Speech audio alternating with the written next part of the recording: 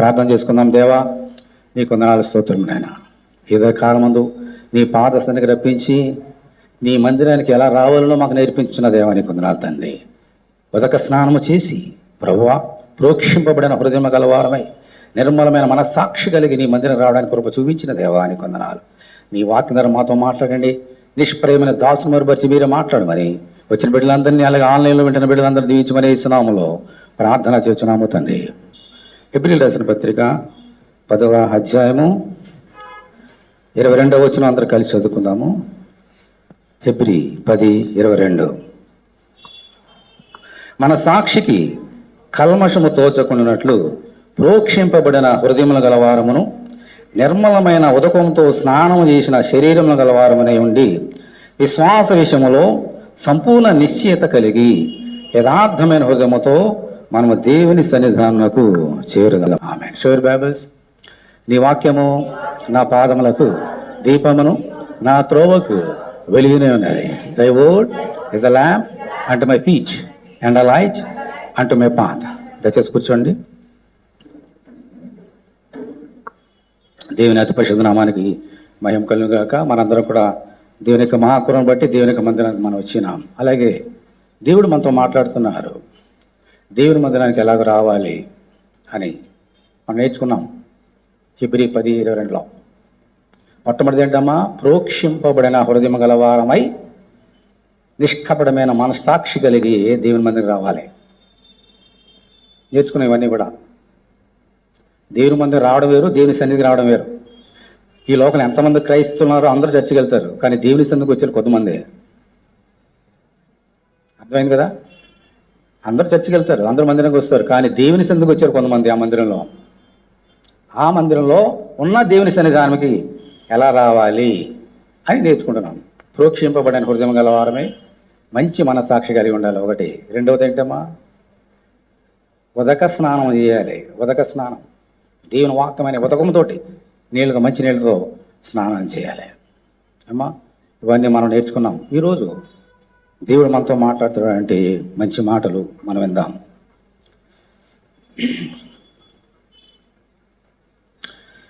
విశ్వాస విషయములో సంపూర్ణ నిశ్చయత కలిగి దేవుని సన్నిధానముకు చేరుదాము. చాలా జాగ్రత్తగా ఉండండి అందరూ కూడా. మూడో సంగతి మనం నేర్చుకుంటాను ఈరోజు. దేవుని మందిరం రావాలంటే మన విశ్వాసం ఎలా ఉండాలమ్మా? సంపూర్ణ నిశ్చయత. అంటే సంపూర్ణ నిశ్చయత, విశ్వాసం ఉండాలంటే అసలు ఏముండాలి? విశ్వాసం ఉండాలి. దేవుని మందిరానికి నువ్వు వచ్చినప్పుడు చిన్నవారు కానీ పెద్దవారు కానీ అందులో ఏముండాలమ్మా? విశ్వాసం ఉండాలి. విశ్వాసం లేకుండా దేవునికి ఇష్టడే ఉండట అసాధ్యం. దేవుని మందిరానికి వచ్చిన ప్రతి వారులు ఏముండాలమ్మా? విశ్వాసం ఉండాలి. నువ్వు విశ్వాసం లేకుండా దేవుని మందిరానికి ఎన్నిసార్లు వచ్చినా, ఎంతసేపు ఉన్నా నీకు ఆశీర్వాదము కాదు. దేవుని మందిరానికి అయితే రాగలుగుతావు, కానీ దేవుని సన్నిధానానికి రాలేవు. ఎందుకని? విశ్వాసం లేకుండా దేవునికి ఇష్టం అసాధ్యం. ఒకటి, విశ్వాసం ఉండాలి. ఆ విశ్వాసం ఎలా ఉండాలి? ఆ విశ్వాసం ఏముండాలమ్మా? సంపూర్ణమైన నిశ్చయత ఆ యొక్క విశ్వాసం ఉండాలి. ఈరోజు మనం నేర్చుకుందాం. ఆ విశ్వాసంలో సంపూర్ణ నిశ్చయతతోటి దేవుని మందిరంలోనికి వచ్చి ఆయన సన్నిధికి ఎలా చేరుకోగలము అనే మాట మనం నేర్చుకుందాం. విశ్వాసము అనేది చాలామందికి ఉండదు. ఎందుకంటే బైబిల్ చెప్తుంది విశ్వాసం అందరికీ లేదని. ఈరోజు మనందరికి విశ్వాసం ఉంది కాబట్టి మందిరానికి వచ్చాం. దేవునికి స్తోత్రం, హల్లెలూయా. అయితే మన విశ్వాసంలో ఏముండాలమ్మా? సంపూర్ణమైన నిశ్చయత కాదు, మళ్ళీ సంపూర్ణమైన ఏమాత్రం తావు లేకుండా నిశ్చయతతో రావాలి. విశ్వాసం ఉండాలి. ఏమిటి విశ్వాసంలో సంపూర్ణమైన నిశ్చయత అంటే ఏమిటి? నేర్చుకోవాలి. ఓకే, నేర్చుకుందాం ఈరోజు. సంపూర్ణ నిశ్చయత నేర్చుకుందాం. అందరూ నా చూడండి. నా కాళ్ళు, నా మొహము, నా చేతులు అందరూ బాగా చూడండి ఒకసారి. చూస్తున్నారా? ఇదేంటిది? చెయ్యి కాదు, గుప్పిలి. ఇప్పుడు మీకు మాట చెప్తున్నా. నా గుప్పిలిలో 20 రూపీస్ కాయిన్ ఉంది అని చెప్తున్నా మీతోడి. 20 రూపీస్, 25 రూపాయల నాణ్యం. ఎంతమంది నమ్ముతున్నారు? చేతులు ఎత్తండి. నేను చెప్పింది అర్థమైందా మీకు? అర్థమైందా? ఏం చెప్పా? ఇది గుప్పిలే. ఈ గుప్పిలిలో రూపాయల నాణ్యం ఉన్నది అని చెప్పా. ఎంతమంది నమ్ముతున్నారు చేద్దరండి. ఏం బొమ్మట్లేదు, నమ్మకపోతే చేతులు ఇచ్చేసాను. ఏం అలా ఉండండి. Very good. 20 రూపీస్ కాయిన్ అనేది మీలో ఒక్కరు కూడా నమ్మటం లేదు. ఎంతమంది కౌంట్ చేస్తా? 1 2 3 4 5 6 7 8 9 10 11 12 13 14 15 16 17 18 19 20 21 22 23 24 25 26 27 28 30 ఇంచుమించుగా 30 మందిలో ఒక్కరు కూడా నమ్మలేదు నా చేతిలో. దానికి కారణం ఏంటో వచ్చింది. ఎందుకంటే 5 రూపాయల కోణం నాణ్యం చూసాము, 10 రూపాయల నాణ్యం చూసాము, 20 రూపాయల నాణ్యం ఏమి ఉందండి అసలు. కాబట్టి మీరు నమ్మలే. అదొక కారణము. అసలు నన్ను మీరు నమ్మలేదు కాబట్టి అసలు నేను చెప్పిన మాట నమ్మడం నమ్మలేదు. నా మీద నమ్మకం లేదు. పాస్టర్ రమేష్ గారు అంటే చర్చిలో ఉన్న 30 మందికి నమ్మకం లేదు కాబట్టి ఒక్కళ్ళు కూడా నమ్మలేదు నేను చెప్పిన మాట. ఇది ఒక రెండో కారణం. తప్పే ఉంది, నిజమే కదా. నా చేతి ఎత్తేవారు కదా. ఒకటి. ఇంకా 3 క్వశ్చన్లు వేద్దాం అనుకున్నాను, కానీ 2వ క్వశ్చన్ అక్కర్లేదు. ఎందుకంటే ఎవరు చేతులు ఎత్తారు కాబట్టి. నా చేతిలో 20 రూపాయల నాణ్యం లేదు అన్నవారు చేతులు ఎత్తమని అనడానికి మీరు తావు లేకుండా చేశారు. ఒకటి. 3వ క్వశ్చన్ కూడా తావలేదు. అంత గొప్పవారు మీరు. 3వ క్వశ్చన్ ఏంటంటే కాయిన్ ఉందో లేదో మాకు తెలియదు అన్నవారు. ఆ క్వశ్చన్ కూడా నేను ఆశ్చర్యపోతున్నాను నిజంగా. నేను ఎక్స్పెక్ట్ చేయలేదు ఈ యొక్క మీ దగ్గర ఈ జవాబు. చాలా మంచివారు మీరు అందరూ కూడా. దేవుని స్తోత్రం, హల్లెలూయా. ఈ సంఘ కాపరైన నేను అంటే మనిషిని కదా, నేను సంఘ కాపరైన మనిషినే కదా. నేను చెప్పిన మాట మీరు నమ్మలేదు. ఓకే, ఇప్పుడు నా వైపు చూడండి అందరూ కూడా. 20 రూపాయల నాణ్యం ఇది. ఎవరైనా చెక్ చేసుకోండి వచ్చి. 20 rupees coin. Reserve bank of India, మా బ్యాంకు సెలబ్రేట్ ఇచ్చినటువంటి 20 రూపాయల కాయిన్. మీరు ఏమైనా డౌట్ ఉంటే నాకు చెక్ చేసుకోండి. నేను చెప్పిన మాట నా సంఘంలో ఒక్కరు కూడా నమ్మడం లేదు. తేలిపోయింది ఈరోజు. ఇప్పుడు మీరు కారణం చెప్పాలి నాకు. ఎందుకంటే నేను తప్పు ఉంటే నేను సర్దిద్దుకోవాలి కదా. నేను చెప్పిన మాట మీరు ఎందుకు నమ్మలేదు? రీజన్ చెప్పండి. ఎందుకంటే మా సబ్జెక్ట్ ఏంటి? విశ్వాసంలో సంపూర్ణ నిశ్చయత. నా మీద మీకు విశ్వాసం లేదు, నమ్మలేదు. కారణం చెప్పాలి, నాకు తెలుసుకుంటారు నా తప్పులు సరిదిద్దుకోవడానికి. నేను చెప్పిన మాట మీరు ఎందుకు నమ్మలేదు?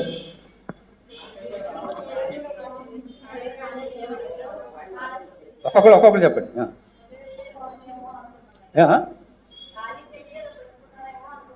ఓకే. అంటే నేను నమ్మలేదు కదా. ఖాళీ చేయబెట్టుకునే ఉన్నది అంటున్నాడు కాబట్టి పాస్టర్ గారు ఉట్టి చేయబెట్టుకుని మోసం చేస్తున్నాడని నేను నమ్మలే. ఓకే, ఇంకా చెప్పండి జవాబులు. 20 రూపాయల కాయిన్ లేదని ఎలా వస్తుందని నమ్మలే. ఓకే, మీ అందరికీ నా హృదయపూర్వక ధన్యవాదాలు. నన్ను నమ్మకండి, దేవుని నమ్మండి అందరూ. దేవుని స్తోత్రం, హల్లెలూయా. మీరు నా మాట నమ్మలేదు, నాకు చాలా సంతోషంగా ఉంది నా మాట నమ్మనందుకు. కానీ దేవుని నమ్మండి, దేవుని మాట నమ్మండి. ఆమె ఫూల్, ఆమె డర్ట్, ఆమె మట్టిని. నేను నన్ను నమ్మొద్దు, దేవుని నమ్మండి. కానీ ఒక మనుషుని మాట, దేవుని సేవ చెప్పిన మీరు నమ్మకపోతే దేవుని మాట ఏం నమ్ముతారు మీరు? ఒకసారి పరీక్ష చేసుకోండి మీరు. ఒక సేవకుడిగా నేను చెప్పిన ఒక మాట, కాయిన్ ఉందని. పాస్టర్ గారు ఉట్టినే చెప్పరు కదా, ఉన్నదేమో అని అక్కడ కూడా చేయదలేదు. అంటే మీకు మీ విశ్వాసంలో సంపూర్ణ నిశ్చయత లేదు. ఇప్పుడున్న వారు ఎవరిలో లేదు. నేర్చుకోండి ఈరోజు. దేవుడు అనేకమైనటువంటి అద్భుత కార్యాలు, ఆశ్చర్యకార్యాలు మీ జీవితంలో జరుగుతాయని చెబుతాడు. దానికి ఆధారం ఉండవు. నమ్మాలి. ఒక్కళ్ళని ఎత్తేదరమని ఆశపడ్డా, ఒక్కడు కూడా ఎత్తలేదు. అంటే మీరు మీ విశ్వాసం సరి చేసుకోవాలి ఈరోజు అందరూ కూడా. వ్యక్తిగతంగా నమ్మద్దు, వ్యక్తిగతంగా నమ్మకండి. నేను మనిషిని. ఒక దేవుని సేవకుడు ఏమైనా చెప్తున్నాడేమో అన్నటువంటి మాట చెయ్యొత్తుంటే ఎవరికి వాళ్ళు విశ్వాసంలో సంపూర్ణ నిశ్చయత ఉన్నది అని ఒక రూఢికి వచ్చేవాడిని. ఈరోజు నేర్చుకోండి. నేను చెప్పిన మాటలో మీరు విశ్వాసం ఉంచకపోయినా కూడా ప్రతి వారము, ప్రతిరోజు దేవుడు చెప్పిన మాటలు విన్నప్పుడు మీలో ఏం కావాలమ్మా? సంపూర్ణమైన నిశ్చయత కావాలి మీకు. లేకపోతే మీరు దేవుని మీదకి వచ్చి వ్యర్థం. మధ్యాహ్నానికి వస్తారు, ఇక్కడికి రాలేరు. దేవుడు చెప్పిన ప్రతి మాట యందు మీరు విశ్వాసం ఉంచాలి. ఆ విశ్వాసంలో సంపూర్ణమైన నిశ్చయత ఉండాలి. లేకపోతే ఏంటంటే దీనికి ఆపోజిట్ అంటే చూద్దాం. చూడండి, యాకోబు పత్రిక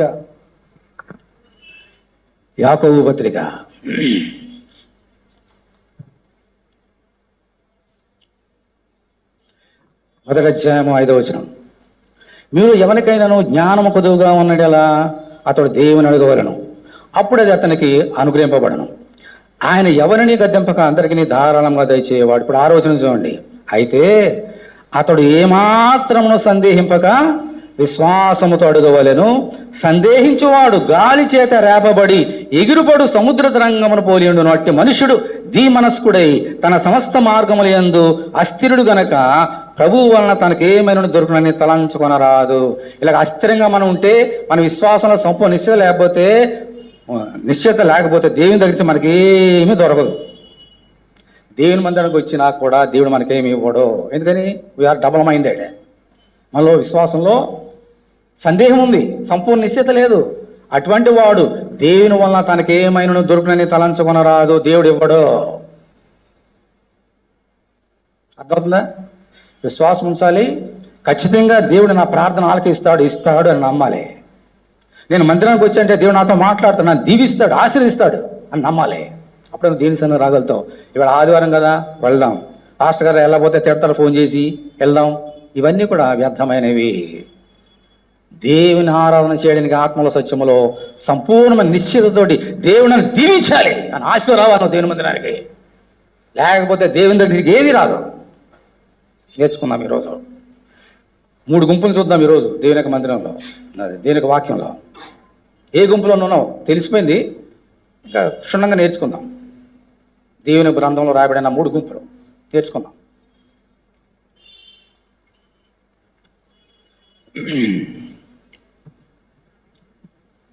రెండవ రాజుల గ్రంథంలో చక్కని మాట రాయబడినది. దానికంటే కొంచెం ఇంట్రడక్షన్ మీకు ఇవ్వాలి. ఎలీషా అనే ప్రవక్త ఉన్నాడు. ఎలీషా మహాప్రవక్త, అనేకమైన అద్భుత కార్యాలు, ఆశ్చర్యకార్యాలు చేసినటువంటి మహాప్రవక్త. ఏలియా తర్వాత వచ్చినటువంటి ఎలీషా. కొన్ని కారణాలను బట్టి ఇజ్రాయేల్ దేశంలో భయంకరమైనటువంటి కరువు వచ్చింది. భయంకరమైన కరువు. తినడానికి తిండి లేదు, అలమడించిపోతున్నారు, చచ్చిపోతున్నారు ప్రజలు. ఇటువంటి సమయంలో దేవుని యొక్క కృప ద్వారా ఎలీషా అనే ప్రవక్త ఒక ప్రవచనం చెప్పాడు. ఏం చెప్పాడు? అక్కడ ఉన్న వారిలో ఎటువంటి విశ్వాసం ఉంది నేర్చుకున్నాం. ఇప్పుడు చూడండి, 2వ రాజుల గ్రంథము. మొట్టమొదటిగా మీకు అర్థం కావడానికి కొన్ని మాటలు చదివి వినిపిస్తా. 2వ రాజుల గ్రంథము 6వ అధ్యాయం తీయండి.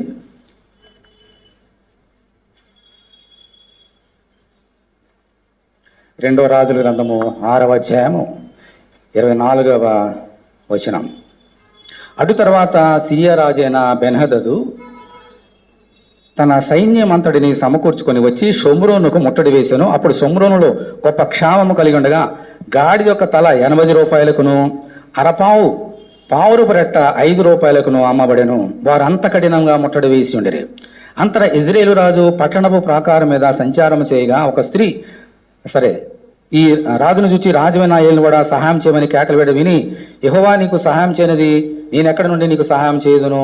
కళ్ళములో నుండి అయినను ద్రాక్ష గానులో నుండి అయినను దేనినైనను ఇచ్చి సహాయం చేయ వల్లపడదని చెప్పి నీ విచారణకు కారణమేమని అడుగుగా, అది ఈ స్త్రీ నన్ను చూచి నేటి ఆహారం నీ బిడ్డను నేము, రేపు మనము బిడ్డను భక్షించుదాము అని చెప్పినప్పుడు మేము నా బిడ్డను వంట చేసుకొని తింటిమి. అయితే మరునాటి యందు నేను దాన్ని చూచి నేటి ఆహారంకు నీ బిడ్డను ఇమ్మని అడిగి తిని, కానీ అది తన బిడ్డను దాచిపెట్టనని చెప్పాను. రాజు ఆ స్త్రీ మాటలు విని తన వస్త్రం చింపుకొని ఇంకా ప్రాకారం మీద నడిచిపోచుండగా జనులు అతను తేరి చూచినప్పుడు లోపల అతని ఒంటి మీద గోను పెట్ట కనబడాను. తరువాత రాజు షాపాతు కుమారుడైన ఎలీషా యొక్క తల ఈ దినమున అతనిపై నిలిచినలా దేవుడు నా గొప్ప అపాయము కలుగు చేయను గాక. ఇంత భయంకరమైనటువంటి కరువు ఉంది అక్కడ. ఎలీషా ఉన్నాడు, ప్రవక్త, రాజు ఉన్నాడు. ఎలీషా చాలా కోపం వచ్చింది రాజుగారికి. అతను చెప్పిన మాట విన్నాను కాబట్టి ఎంత కరువు వచ్చింది నాకు. శత్రువు వస్తుంటే అతను ఆకలితో పంపొద్దు, భోజనం పెట్టి పంపించమని అదే శత్రువు నా మీదకి వచ్చి ముట్టడి వేశాడు. తిండి లేదు. ఎంత భయంకరమైనటువంటి స్థితి అక్కడ. 2 స్త్రీలు వచ్చి ఆకలి తట్టుకోలేక, చూడండి ఆకలి ఎంత గొప్పదో నేర్చుకోవాలి. 9 నెలలు 10 నెలలు మోసి పెంచినటువంటి పాలు ఇచ్చి పెంచిన తల్లి ఆ బిడ్డను చంపి వండుకొనేనదంట ఆకలి తీర్చుకోవడానికి. ఆకలి తీరింది. 2వ రోజున నిన్న నా బిడ్డను తిన్నావు కదా, నువ్వు తిన్నావు, నేను తిన్నాం, ఈ రోజు నీ బిడ్డని ఇద్దరు తిందాం అంటే నేను ఎవరు పొమ్మంది ఆమె. రాజు దగ్గరికి వెళ్ళింది న్యాయం కొరకు. ఇంత భయంకరమైన స్థితిలో వారు ఉన్నారు. ఈ స్థితిలో బట్టలు చింపుకున్నాడు రాజు. దీనివల్ల ఎందుకు జరిగింది? ఎలీషా వల్ల జరిగింది అని అతని మీద కోపగించాడు. అప్పుడు ఎలీషా ఏమన్నాడు? రాజుగారు ఏమన్నాడు చూడండి, 32వ వచనం. అయితే ఎలీషా తన ఇంట కూర్చుండగా పెద్దలను అతను కూడా కూర్చుని ఉన్నప్పుడు రాజు ఒక మనిషిని పంపబడిన వాడు ఎలీషా దగ్గర రాకమునిపై అతడు ఆ పెద్దలను చూచి, ఈ నరహంతుని కుమారుడు నా తలను కొట్టి వేటకు ఒకరిని పంపి ఉండడాన్ని మీకు తెలిసినదా?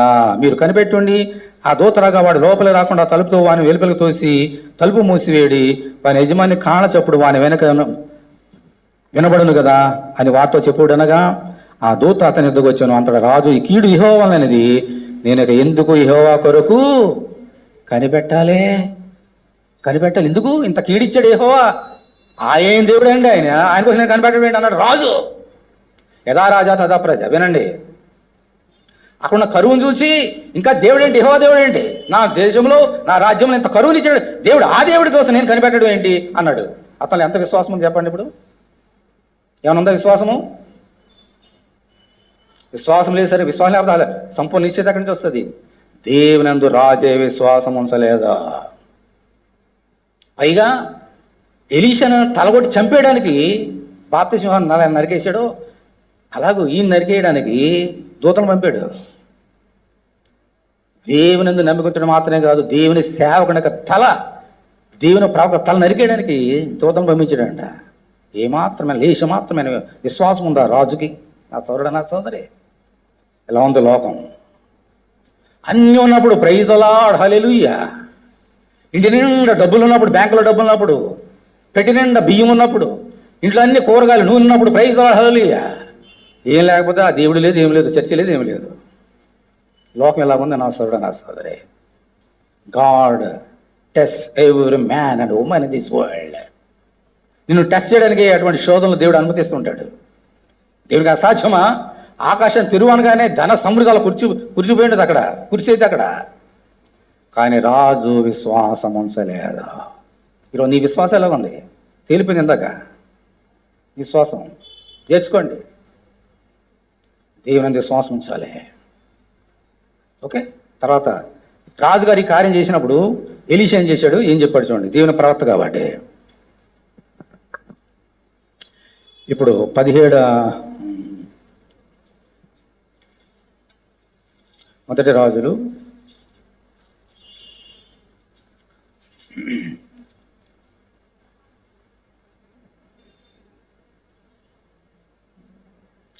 7వ అధ్యాయం ఏంటి? ఇప్పుడు ఈ యొక్క సంగతి జరిగిన తర్వాత ఎలీషా గొప్ప ప్రవక్త ఏమన్నాడు చూడండి, మొదటి వచనం.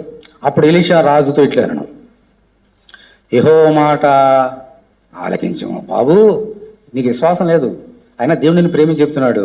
నువ్వేం చేయి? ఇప్పుడు యెహోవా మాట వినుము, ఆలకించు.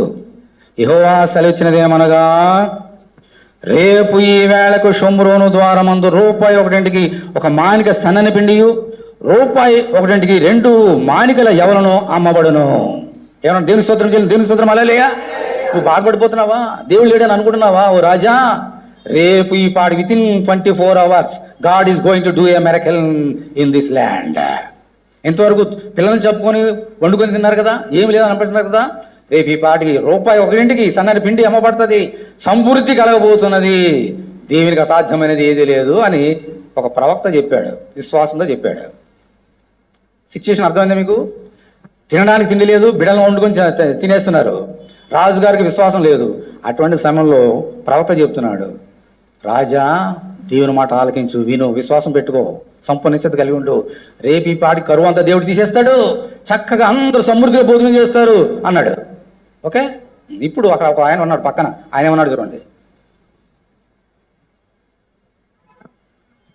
2వ వచనం. అందుకు ఎవరి చేతి మీద రాజు ఆనుకొనిండునో ఆ అధిపతి, యెహోవా ఆకాశమందు కిటికీలు తెరిచినను ఇలాగూ జరుగునా అని దైవజనుడికి ప్రత్యుత్తరమేగా అతడు, నీవు కనులారా దానిని చూచెదవు గాని దానిని తినకుందవని అతనితో చెప్పాను. My God. రాజుగారు పక్కన ఉంటాడు సేవకుడు, అతను పడిపోకుండా అతను దృఢంగా పట్టుకోవడానికి సాయం చేయడం పక్కన ఉంటాడు. బాడీ గార్డ్ అంటాం తెలుగు, ఇంగ్లీష్లో. ఉన్నాడు. ఎలీషా ఉన్నాడమ్మా, రేపు ఈ పాటికి కరువంతా పోతే దేవుడు తీసేస్తాడు, మంచిగా భోజనం చేస్తాడని చెబితే ఈయన అంటున్నాడు, దేవుడు ఆకాశమందు కిటికీలు తెరిచేసినా అలా దొరుకుతుందా అన్నాడు. ఈ వ్యక్తిలో ఏమైనా విశ్వాసం ఉందా? తప్పు చేశాడు రాజు, ఇతను కూడా రాజులో తప్పు చేసినట్టు ఇతను కూడా రాజు పక్కన ఉంటాడు కాబట్టి. కానీ ఇప్పుడైనా ఛాన్స్ ఇస్తున్నాడు దేవుడు ఎలీషా ప్రవక్త ద్వారా. యెహోవా మాట ఆలకించండి, ఇప్పటికైనా విశ్వాసం ఉంచండి, విశ్వాసంలో సంపూర్ణ నిశ్చయత కలిగి ఉండండి, రేపు ఈ పాటికి కరువు అంతా పోతుంది అని చెప్పి ఈయనంటున్నాడు. చెప్పిన తర్వాత కూడా అలా జరుగుతుందా? మా రాజుగారు చెప్పిందే కరెక్ట్, ఆయన ఎందుకు విశ్వాసం ఉంచాలయ్యా? ఆకాశం కిటికీలు తెరిచేసినా కూడా అలా జరుగుతుందా అన్నాడంట. లేశ మాత్రమైన రాజులో విశ్వాసం లేదు, అతన్ని ఆనుకొని ఉన్నటువంటి సైన్యాధిపతికి కూడా విశ్వాసం లేదు. అందుకే ఏమన్నాడు ఎలీషా దేవుని యొక్క కృప ద్వారా? నువ్వు కన్నులారా చూస్తావు కానీ దాన్ని తినకుందో. దేవుడు పెట్టిన శాపం అతని విశ్వాసాన్ని బట్టి. రేపు ఏం జరగబోతుందో నీకు విశ్వాసం లేదు, చూస్తావు రేపు ఏం జరుగుతుందో, కానీ నీ నోట్లోకి చిన్న ముద్ద వెళ్ళదు, చచ్చిపోతావు నువ్వు అన్నాడు. నువ్వు చచ్చిపోతావు. Because you disobeyed the word of God, you have no faith in you. నీకు విశ్వాసం లేక నువ్వు చచ్చిపోతావు అన్నాడు. అంటున్నారా?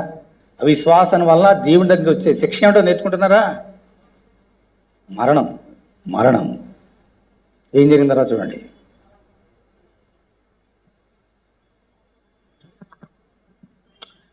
ఏడవ వచనం, అదే యుద్ధానికి వచ్చారు, దండు వచ్చింది కదా బ్రహ్మ. 6వ వచనం, యెహోవా రథముల ధ్వనియు గుర్రముల ధ్వనియు గొప్ప సమూహ ధ్వనియు సిరియల దండులకు విడమన్నట్లు చేయగా వారు మన మీదికి వచ్చుటకై ఇజ్రాయేలు రాజు హిత్తీయుల రాజులకును ఐగుప్తుల రాజులకును బత్తిమిచ్చున్నాడని సిరియలు ఒకరితో చెప్పుకొని లేచి తమ గుడారంలోనూ గుర్రములోనూ గాడిదలోనూ దండుపేటలో ఉన్న వాటిలోనూ ఏమి తీసుకుని తమ ప్రాణం రక్షించుకున్నట్టు చాలు అనుకొని సంధ్య చీకటి ఉన్నట్లుగా పేట విడిచి పారిపోయారు. దేవుని స్తోత్రం హల్లెలూయా. ఎవరైతే యుద్ధం చేయడానికి వచ్చారో దేవుడు వారిని కలవరబెట్టాడు. కలవరబెట్టగానే అందరూ ఆ దేశాన్ని విడిచిపెట్టి పారిపోయారండి. అందరూ కూడా వారి దగ్గర ఏముందమ్మా, ఎంతో సమృద్ధి ఉన్నది. అక్కడ ఇద్దరు కుష్టివారు వెళ్ళారు. కుష్టివారు వెళ్ళి అక్కడ చూశారు, చూడగానే అందరూ పారిపోయారు. వారి బట్టలన్నీ అక్కడ ఉన్నాయి, వారి బండి బంగారాలు ధన సమృద్ధులు అంతా అక్కడ ఉంది, అంతా విడిచిపెట్టి వెళ్ళిపోయారు. ఓకే, అప్పుడు ఏం జరిగింది చూడండి. 15వ వచనం 15. కాబట్టి వారి వెనుక యోర్దాను నది వరకు పోయి సిరియనులు తొందరగా పోయినంత లెక్క పారవేసిన వస్త్రములను సామాను చూచి ఆ దూతలు తిరిగి వచ్చి రాజుతో సంగతి తెలియజెప్పగా జనులు బయలుదేరి సిరియను దండుపేటను దోచుకొనిరి. కాబట్టి యెహోవా మాట చొప్పున రూపాయి ఒకటికి ఒక మానిక సన్నని పిండియు 2 మానికల ఎవలను అమ్మబడెను. దేవుని స్తోత్రం హల్లెలూయా. దేవుడు చెప్పిన మాట ఏది నిరర్థకము కానేరదు. వాళ్ళ దగ్గర ఎంత సమృద్ధి ఉంటే తినడానికి తిండి, చాలా లక్షల మంది ఉన్నారు. వారికి ఎంత తిండి అమ్మా, ఆ తిండి కోసం అన్నీ ఉన్నాయి, వెండి బంగారాలు వస్త్రాలు అన్నీ అక్కడ ఉన్నాయి. అవన్నీ విడిచి పారిపోయిన తర్వాత ఇజ్రాయేల్ వెళ్ళి వాటిని దోచుకొని వారి యొక్క రాజనగర్లో తీసుకుని రాగానే అందరు సమృద్ధిగా ఏమన్నారమ్మా, తిన్నారు. దేవుడు చెప్పిన మాట తప్పోయిందా? కరువులో వాళ్ళు వదిలిపెట్టేశాడా దేవుడు? కానీ అక్కడ సంగతి జరిగింది వెంటనే చూడండి. మళ్ళీ 16వ వచనం, జనులు బయలుదేరి సిరియను దండుపేటను దోచుకొనిరి. కాబట్టి యెహోవా మాట చొప్పున రూపాయి ఒకటికి ఒక మానిక సన్నని పిండియు 2 మానికలు ఎవరు అమ్మబడెను. ఎవని చేతి మీద రాజు ఆనుకొని ఉండును. ఆ అధిపతి ఆ ద్వారమున నిలవబడకు నిర్ణయింపబడగా రాజు దైవజను యొద్దకు వచ్చినప్పుడు ఆ దైవజనుడు అతనితో చెప్పిన ప్రకారము ద్వారమందు జనులు త్రొక్కుడు చేత అతడు మరణమాయను.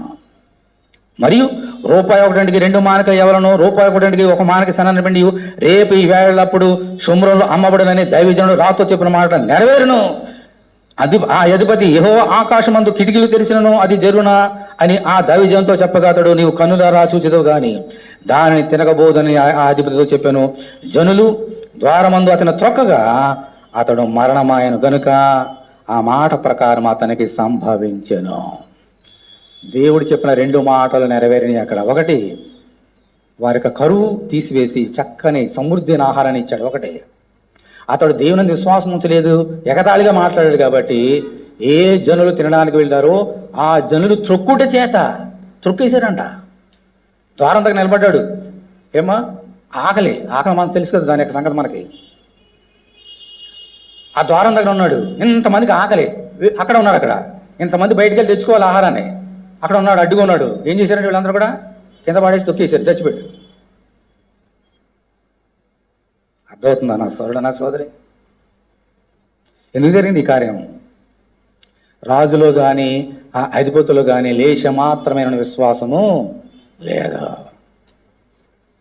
ఇంకా సంపూర్ణ నిశ్చయిత ఎక్కడి నుంచి వస్తుంది? చచ్చిపోయాడు. కానీ నమ్మిన వారికి సమృద్ధి అయిన ఆహారం, దేవుని స్తోత్రం, హల్లెలూయా. ఈరోజు నువ్వు ఎలాగున్నావు? అసలు నీకు విశ్వాసం ఉందా దేవుని ఎడల? నీకు ఉద్యోగం వస్తుందని నీకు విశ్వాసం ఉందా? నీకు పెళ్ళి అవుతుందని నీకు విశ్వాసం ఉందా? నీకు పిల్లలు పుడతారని నీకు విశ్వాసం ఉందా? నీ చక్కగా చదువుకొని పైకి వస్తావనే విశ్వాసం నీకుందా? నీ ఇల్లు బాగుపడుతుందనే విశ్వాసం నీకుందా? అన్నీ ఎదురుగా కనబడుతున్నప్పుడు, ఉద్యోగం వచ్చినప్పుడు ఆ ఉద్యోగం ఇచ్చే దేవానికి వందనాలు, అది విశ్వాసం కాదు. తిండి లేక అన్ని భక్ష అన్నీ అక్కడ పెట్టిన తర్వాత ఓ దేవా మా అనుదినాలు నాకు ఇచ్చావా వందనాలు, అది విశ్వాసం కాదు. Before you receive it give thanks unto the Lord. నీ కంటికి ఏం కనబడుతుందో that is not the faith. What is going to happen, that is faith. నీ జీవితంలో నువ్వు కనబడింది నమ్ముతే ఎవరో నమ్ముతారు.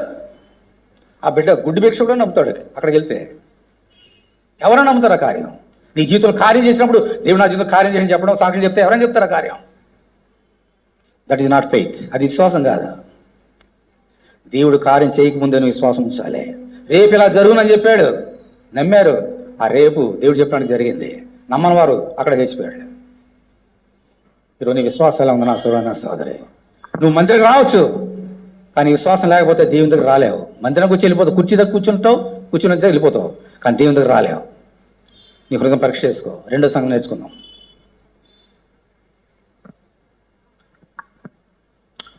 ఇదే 2 రాజుల గ్రంథం, ఇదే ఎలీషా ద్వారా ఇంకో కార్యం జరిగింది. ఎలీషా ఎవరమ్మా? దేవుని యొక్క ప్రవక్త. దేవుని యొక్క ప్రవక్త అంటే దేవుడు అతనితో మాట్లాడతాడు. ఆ ఎలీషాని దేవుడు అంటే అతను మాట్లాడినా ఎలీషాని ఎగతాళి చేసిన వాళ్ళు చాలామంది ఉన్నారు. బోడిగుండు వాడాని ఎగతాళి చేసిన వాళ్ళు చాలామంది ఉన్నారు ఎలీషాని. సరే వాడిని పక్కన పెడదాం.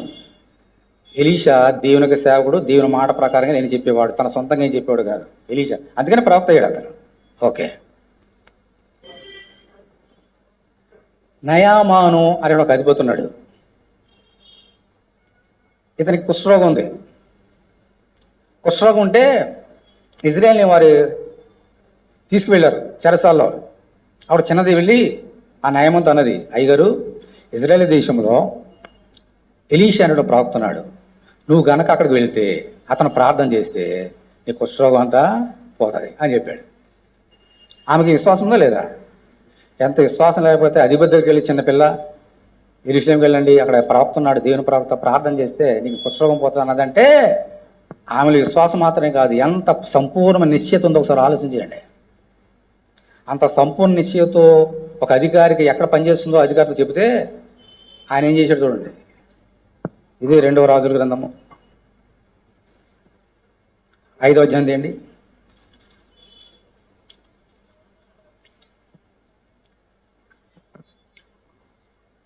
5వ అధ్యాయము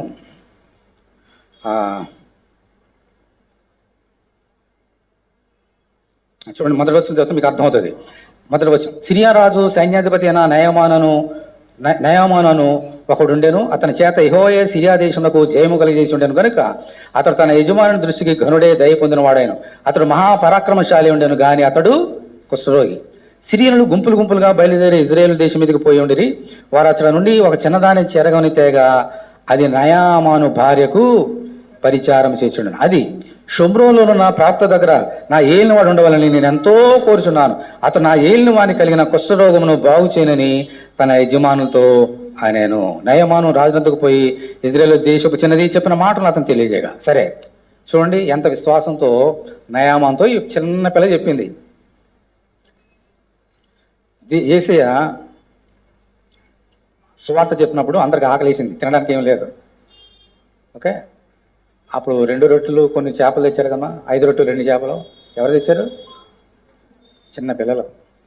అలాగే చిన్నపిల్ల కూడా ఆడికి ఎంత విశ్వాసం చూడండి. అలాగే ఈ చిన్నపిల్ల కూడా విశ్వాసంతో వెళ్ళి చెప్పింది. నయమాను మొత్తం అధికారి, రాజు తర్వాత ఈయన చక్రవర్తి, కుష్ఠరోగి. ఇప్పుడు ఈయన ఏం చేశాడు చూడండి.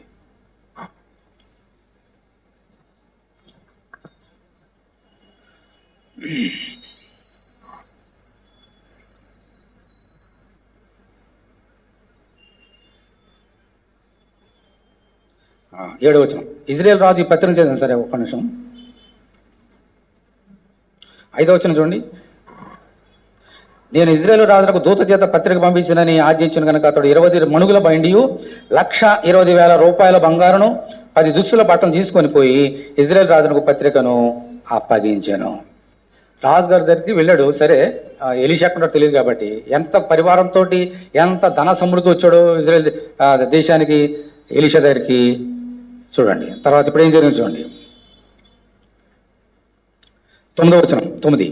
నయామాను గుర్రములతోనూ రథముతోనూ వచ్చి ఎలీషా ఇంటి ద్వారం ముందర నిలిచి ఉండగా, ఎలీషా నువ్వు యోర్దాను నదికి పోయి 7 మార్లు స్నానము చేయము, నీ ఒళ్ళు మరలా బాగే నువ్వు శుద్ధుడు వగదని అతనితో చెప్పుటకు ఒక దూతను పంపాను. అందుకు నయామాను సంతోషించి అనుందా కోపము తెచ్చుకొని తిరిగిపోయి ఇట్లనను, అతడు నా యొద్దకు వచ్చి నిలిచి తన దేవుడైన యెహోవా నామమును బట్టి తన చెయ్యి రోగముగా ఉన్న స్థలం మీద ఆడించి కుష్ఠరోగమును మాన్పునని నేను అనుకుంటుని, దమస్కు నదులైన అబనాయును ఫర్ఫరును ఇజ్రాయేలు దేశంలోని నదులన్నిటికంటే శ్రేష్టమైనవి కావా, వాటిలో స్నానం చేసి శుద్ధినందులేనా అని అనుకొని రౌద్రుడై తిరిగి వెళ్ళిపోయాను. అంత కష్టపడి వచ్చాడు. ఇతను విశ్వాసం ఉందా? ఏమన్నాడు ఎలీషా? బాబు నీ కుష్ఠరోగము ఉంది, వెరీ గుడ్, ఇక్కడ యోర్దాను నది ఉంది పక్కనే, వెళ్ళి 7 సార్లు మునుగు, నీ ఒళ్ళంత కుష్ఠరోగం పోతుంది అన్నాడు. అప్పుడు ఆయనకి ఏమొచ్చిందంట? సంతోషం వచ్చిందా కోపం వచ్చిందా? ఏం రావాలి? సంతోషం. ఎంత ఈజీ అమ్మా, వెళ్ళి స్నానం చేసి వచ్చేస్తే కుష్ఠరోగం పోయిందంటే ఎంత ఈజీ అది. కానీ కోపం వచ్చింది. ఇదేంటిది? ఈ యోర్దాను నదిలో స్నానం చేయడానికి అన్ని 100 కిలోమీటర్ల దూరం ప్రయాణం చేసి నేను ఇక్కడికి రావాలా? మా సిరియా దేశంలో లేవా ఫర్ఫర్ అనే మంచి దీనికంటే శ్రేష్టమైన నదులు కావవి, అందులో నేను శుద్ధుని కానేలేనా?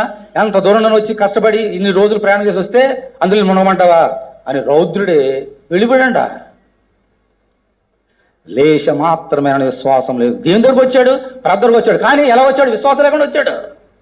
దేవుని మందిరికి అలా చాలా మంది అలాగే వస్తున్నారు, దేవుని మందిరికి వస్తున్నారు, దేవుని మందిరంలోకి వచ్చి కూర్చుంటున్నారు, వెళుతున్నారు, కానీ లేశ మాత్రమైన విశ్వాసం లేదు. నయమాను వలే.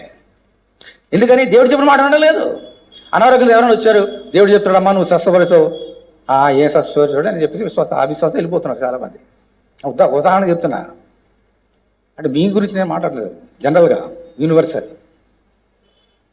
చాలామంది దేవుని మందికి వస్తున్నారు, కానీ నయామాను వలే విశ్వాసం లేకుండానే దేవుని మందికి వస్తున్నారు. ఎలాగ వచ్చారో అలాగే వెళ్ళిపోతున్నారు, కానీ దేవుని కార్యం వారు చూడడం లేదు. ఎందుకు కారణం అంటే వారిలో లేశ మాత్రం విశ్వాసం లేదు, సంపూర్ణమైన నిశ్చయత వారిలో లేదు.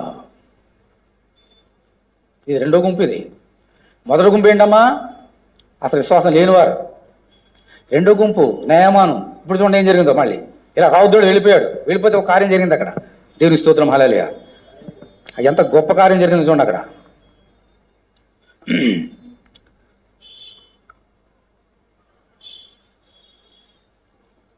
అతడు రౌద్రుడు వెళ్ళిపోయిన తర్వాత ఏం జరిగింది? 13వ వచనం. అయితే అతని దాసుల్లో ఒకడు వచ్చి, నాయనా ఆ ప్రవక్త ఏదైనా ఒక గొప్ప కార్యం చేయమని నియమించడలా నువ్వు చేయకుందువా? అయితే స్నానం చేసి శుద్ధుడు కమ్మను మాట దానికంటే మేలు కాదా అని చెప్పినప్పుడు అతడు పోయి దైవజనుడు చెప్పినట్లు, ప్రైజ్ ది లార్డ్, హల్లెలూయా, యోర్దాను నదిలో 7 మార్లు మునుగగా అతని దేహము పసిపిల్ల దేహము వలనే అతడు శుద్ధుడు ఆయన. దేవుని స్తోత్రం, హల్లెలూయా. అతడు రౌద్రుడు వెళ్ళిపోయాడంట. వెళ్ళిపోగానే పక్కన ఒక అన్నాడు, నాయనా వెళ్ళిపోవద్దు. ఏమన్నాడు ప్రవక్త? ఎంతో పెద్ద గొప్ప కార్యం చేయమని చెప్పాడు నీతోటి. ఇంత వెండి పంచి, బీదలకి వెండి పంచేయి, నీ బంగారం పంపించేయి, భోజనాలు పెట్టేస్తూ ఏం చెప్పాడు ఆయన? అందులో వెళ్ళి స్నానం చేయమన్నాడు. అదేం పెద్ద కార్యమా? ఏమో చేస్తే ఏం జరుగుతుందో ఒకసారి చూడొచ్చు కదా అన్నప్పుడు మారు మనసు పొందాడు.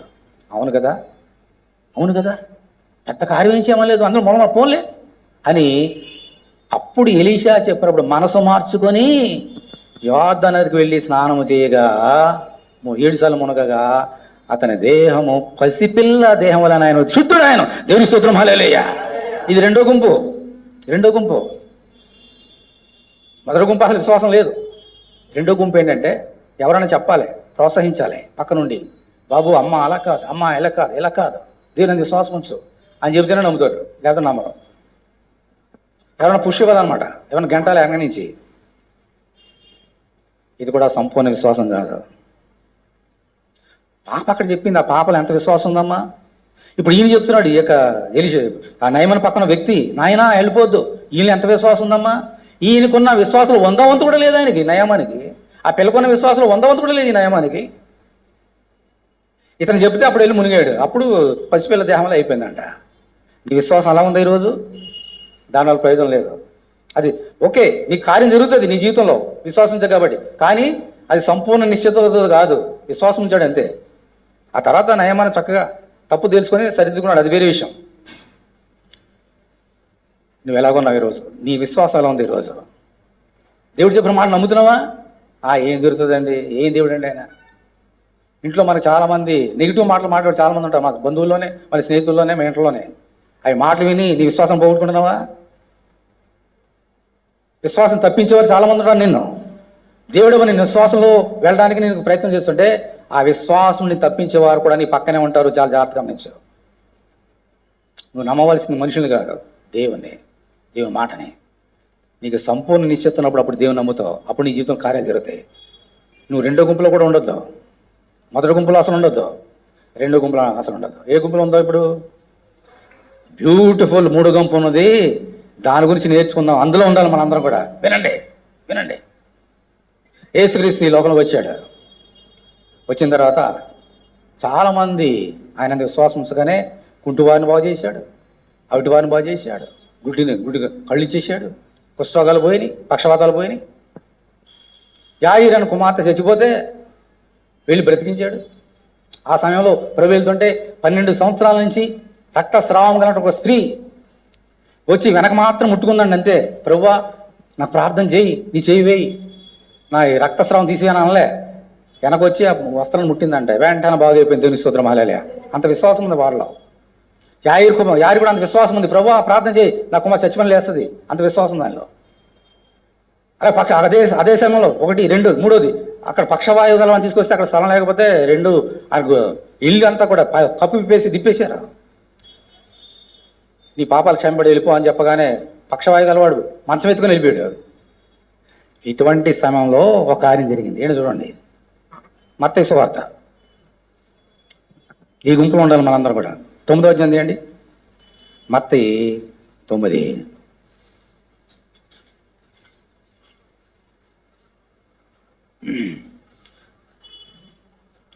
మొట్టమొదటిగా మీకు అర్థం కావడానికి చెప్తున్నాను చూడండి.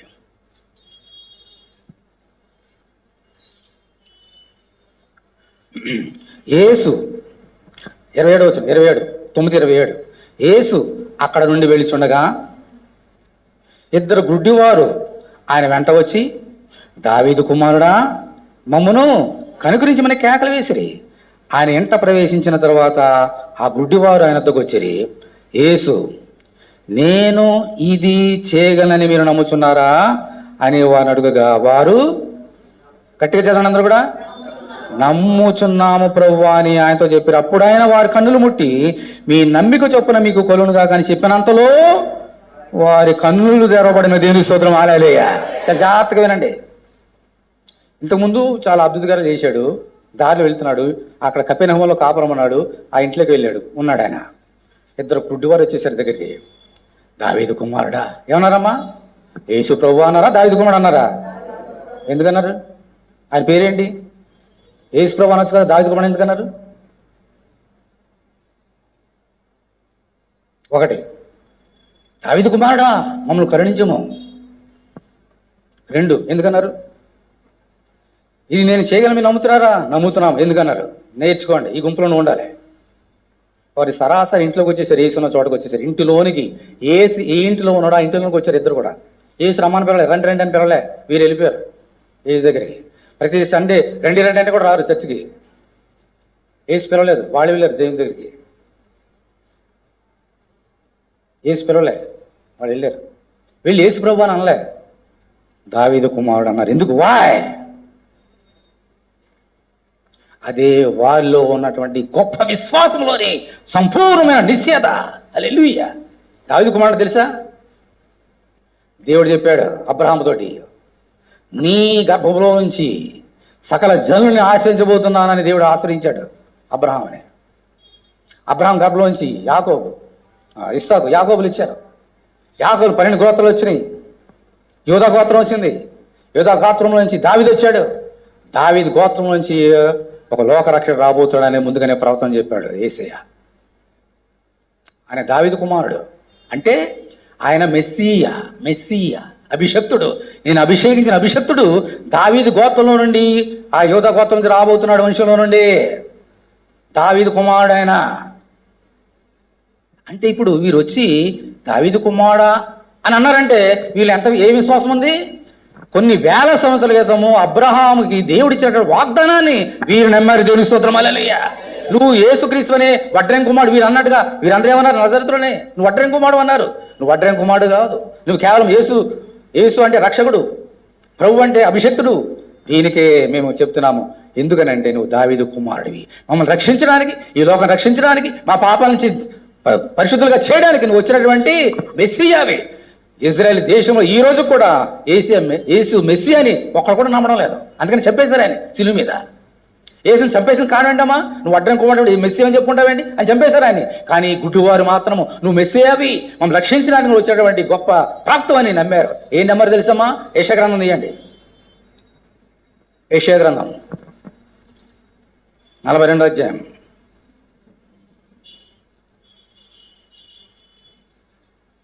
మొదటి వచనం. ఇదిగో నేను ఆదుకొను నా సేవకుడు, నేను ఏర్పరచుకున్నవాడు, నా ప్రాణములకు ప్రియుడు, అతని యందు నా ఆత్మను ఉంచున్నాను. అతడు అన్ని జనులకు న్యాయము కనబరచును. అతడు కేకలు వేయడు, అరవడు, తన కంఠస్వరము వీధిలో వినబడనీయడు. ఇప్పుడు ఆలోచన చూడండి. ఆలోచన. గుడ్డివారి కన్నులు తెరచుటకును, బంధింపబడిన వారిని చెరసాల నుండి వెలుపలికి తెచ్చుటకును, చీకటిలో నివసించే వారిని బంది గృహంలో నుండి వెలుపలికి తెచ్చుటకును, యెహోవానగు నేనే నీతి విషయంలో నిన్ను పిలిచి నీ చేయి పట్టుకొని ఉన్నాను. నిన్ను కాపాడి ప్రజల కొరకు నిబంధనగాను అన్ని జనులకు వెలుగుగాను నియమించున్నాను. దేవుని స్తోత్రం హల్లెలూయా. ఇదిగో నేను ఆదుకున్న సేవకుడు మెస్సియా గురించి అబ్రహాముతో చెప్పినటువంటి దేవుడే యెషయా భక్తుడి ద్వారా చెప్పాడు 42వ అధ్యాయంలో. నా కుమారుడు నేను ఏర్పరచుకున్న సేవకుడు, అతడు గుడ్డివారి కళ్ళు తెరుస్తాడు అని ఏమేం చేస్తాడు అన్నీ చెప్పేశాడు అక్కడ. కొన్ని వందల క్రితమే, యేసుక్రీస్తు పుట్టడానికి 700 సంవత్సరాల క్రితమే యెషయా భక్తుడి ద్వారా చెప్పాడు. అబ్రహాము చెప్పిన మాటని గుడ్డివారు నమ్మారు, యెషయా చెప్పిన మాటని కూడా ఈ గుడ్డివారు నమ్మారు. కానీ ఇజ్రాయేల్లో పరిశీలు కానీ, శాస్త్రులు కానీ, యాజకులు కానీ ఒక్కరు నమ్మలే. చాలా జాగ్రత్తగానండి. ఈ శాస్త్రులు, పరిశీలు వీళ్ళందరూ కళ్ళు ఉన్నాయా లేదా? వీళ్ళిద్దరు కళ్ళు ఉన్నాయా? కళ్ళు లేని గుడ్డివారు ఆయన మెస్సియా నమ్ముతున్నారు. కళ్ళున్న పట్టాలు పుచ్చుకొని ధర్మశాస్త్రం పుట్టుకున్న శాస్త్రులకి విశ్వాసం లేదా? గుడ్డివారు అంటే ఆలోచించండి ఒకసారి. యేసుని ఎప్పుడు చూసారమ్మా వాళ్ళు? ఎలా ఉంటాడో తెలుసా? యేసు చెప్పిన అద్భుత కార్యాలు ఏమైనా చూసారు అంతకుముందు? ఎవరో చెప్తే ఉన్నారు అంతే. యేసు ఎలా ఉంటాడో కూడా తెలియదు వాళ్ళకి. యేసు ఎక్కడ కూడా అడుక్కుండా వచ్చి ఎక్కడ ఉన్నాడో ఇంటికి వెళ్ళిపోయారు. ఎంత గుడ్డివారు. వినండి, కళ్ళున్న మనం దేవుని మందిరం రావడానికి ఎంత అలక్ష్యం చేస్తామో. గుడ్డి లేని వారు ఎక్కడ ఏసే ఎక్కడ మేము వెళ్ళాలి అని అడుగుతూ ఆయన ఇంట్లోకి వచ్చేసారు. గుడ్డివారు, కళ్ళు లేని వారు. ఎందుకని? ఆయన దేవుని కుమారుడు, ఆయన మెస్సియా, మా కళ్ళు తెరవడానికి దేవుడు ఇచ్చినటువంటి పంపించిన అభిషక్తుడు అని విశ్వాసం ఉంచారు. సంపూర్ణ నిశ్చయిత వారి హృదయం ఉంది కాబట్టి వారు రాగలిగారు. అన్నీ ఉంటే, మన కళ్ళు ఉంటే, చేతులు ఉంటే, కాళ్ళు మనుషులకి అన్నీ ఉంటాయి, కానీ మందిరానికి వెళ్ళరు. విశ్రాంతి దినం పరిశుద్ధ దినం ఆచరించమంటే ఒక్కళ్ళు కూడా వెళ్ళరు చర్చికి. కళ్ళు లేని వారు వెళ్ళారు. అందుకని ప్రభు అన్నాడు, మీరు కళ్ళున్న గుడ్డివారే అన్నాడు. అందుకనే ఆ యూదులతో అన్నాడు యేసయ్య, మీ కళ్ళున్న గుడ్డివారు, కళ్ళున్న మీరు చూడలేని గుడ్డివారు. మీ గుడ్డిదనం మీద ఎవరిచ్చారు? ఆ దుష్టుడు ఇచ్చాడు మీకు. అవిశ్వాసులైన వారు మనో నేత్రములకు గుడ్డిదనం కలిగేసాను. విశ్వాసం వాళ్ళకి కళ్ళు గుడ్డివారైనా వారు మనో నేత్రం వెలిగి పడతాయి. కళ్ళున్న వారికి అవిశ్వాసం ఉంటే కళ్ళు మూసేస్తాడు సైతానుడు. I'm repeating. గుడ్డివారైనా దేవుని విశ్వాసం ఇస్తే వారు మనో నేత్రలు దేవుడు వెలిగిస్తాడు. కళ్ళుండి విశ్వాసం లేకపోతే వాడు కళ్ళు మనో నేత్రలు కూడా దేవుడు మూసేస్తాడు. సైతాను మూసేస్తాడు, దేవుడు కూడా మూసేస్తాడు. గ్రహించలేరు. యేసుక్రీస్తు పక్కన ఉన్న కూడా చూడలేకపోయారు. గుడ్డివారు, అంత గుడ్డివారు వాళ్ళందరూ కూడా. ఎదురుగానే యేసుకు బోధించినా కూడా వారు యేసు మెస్సియాని గ్రహించలేవారు. కళ్ళున్నవారు కళ్ళు లేని గుడ్డివారు నమ్మారు యేసయ్యనే. అప్పుడు యేసయ్యని అడుగుతున్నాడు, ఇది నేను చేయగలను, నమ్ముతారా? నమ్మగలరా? మీరు నా దగ్గరకు వచ్చారు, మీరు మీ కళ్ళు తెరవగలని మీరు నమ్ముతున్నారా అంటే వెంటనే ఏమన్నారమ్మా? యేసయ్యా, ప్రభువా, నిన్ను నమ్ముతున్నాము ప్రభా, నీ వంటి గొప్పవాడు ఎవరున్నారు తండ్రి, అందుకని వెతుక్కుంటూ నీ దగ్గర వచ్చాము నాయనా, నమ్ముతున్నాము తండ్రి. అంత గొప్ప విశ్వాసం వాళ్ళది, అంత గొప్ప సంపూర్ణ నిశ్చయత వారిలో ఉంది. అందుకని అక్కడ గొప్ప కార్యం జరిగింది. అక్కడ ఆయన ముట్టినంతలోనే వారి కళ్ళు తెరవబడిన, దీని స్తోత్రం హల్లెలూయా. వెంటనే స్పాంటేనియస్లీ ఒక కళ్ళు ఆపరేషన్ చేసుకోవాలంటే, రికవర్ కావాలంటే 6 రోజులు 10 రోజులు పడుతుంది, మళ్ళీ నార్మల్ రావాలంటే నెలలు పడుతుంది. ఆపరేషన్లో థియేటర్ సోఫిస్టికేటెడ్ లేజర్ ఆపరేషన్ చేసుకున్నా కూడా ఉడ్డివాడికి క్షణంలోనే కళ్ళు వచ్చినాయి. దీని స్తోత్రం హల్లెలూయా. ఎందుకనంటే అతనిలో దేవుని ఉన్న సంపూర్ణమైన నిశ్చయతతో కూడిన విశ్వాసం. అది చెప్తున్నాడు దేవుడు ఈరోజు నీతో నాతోటి. దేని మందికి వస్తున్నారా? సంపూర్ణ నిశ్చయత కలిగి నా దగ్గరికి రండి. విశ్వాసం లేదా? మీరు నాకు ఇష్టలు గారు, నేను మీకు ఏం చేయను. ఇది 3వ గుంపు. ఈరోజు పరీక్ష చేసుకుని నా సోదరుడు నువ్వు ఏ గుంపులో ఉన్నావు? ఆ విశ్వాసం లేదు చాలామందికి. మీ కంటికి కనబడుతున్నాను లేదా? నేను ఎవరు మాట్లాడరేంటి? నేను ఉన్నానా? డౌట్ వస్తుంది, మీరు మాట్లాడకపోతే చెప్పండి. నన్ను చూస్తున్నాడు లేదా అంటే మీ కళ్ళు ఉన్నాయి కదా, నేను బతుకున్నాను కదా. మీ ఎదురుగా ఉన్న నేను చెప్పిన మాటలు మీరు నమ్మకపోతే దేవునికి కనబడుతున్నాడా? కనబడే దేవుడికి మాటలు ఎలా నమ్ముతారు మీరు? దేవుని సేవడుగా నేను మీ కళ్ళ ముందు నిలబడి నేను దేవుని మాటలు చెప్తుంటే నమ్మని వారు కంటికి కనబడి దేవుని ఎలా నమ్ముతారు మీరు? పరీక్ష చేసుకోండి.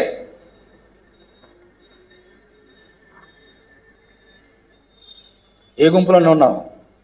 మొదటి గుంపులోనే ఉన్నావా? వేస్ట్, జీవితం వేస్ట్, మారిపో.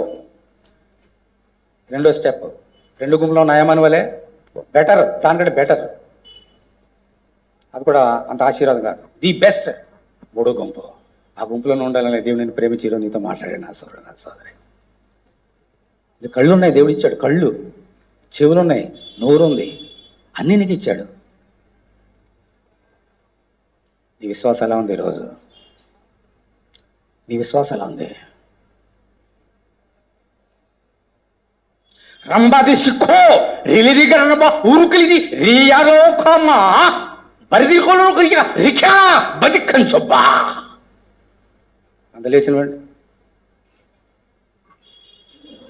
ఇదిగో బల్ల చేయబోతున్నాం. అందరు కళ్ళు మూసుకోండి.